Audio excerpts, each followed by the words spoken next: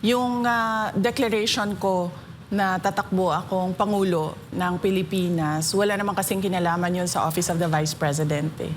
Actually, VP, nawindang talaga ang mundo ng politika, pati ng social media. Kasi kami po nakatutok sa social media. Alam niyo naman po na ang aming mundo ay social media.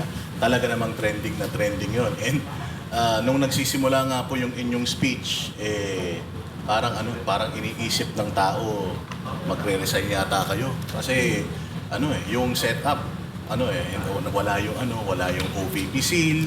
Tapos nakaitim na itim kayo, parang nagluluksa kayo nung inyong nilahad yung inyong or nilabas yung inyong speech. Ano po bang reason bakit ganon? Bakit parang hindi siya official na may seal ng OVP?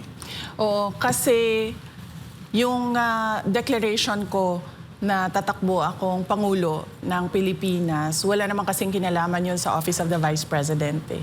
So, meron pa rin akong trabaho hanggang ngayon bilang pangalawang Pangulo, pero meron akong dinagdag na gagawin ko. At yun yung pagpipresenta sa aking sarili para sa taong bayan na tumakbong Pangulo.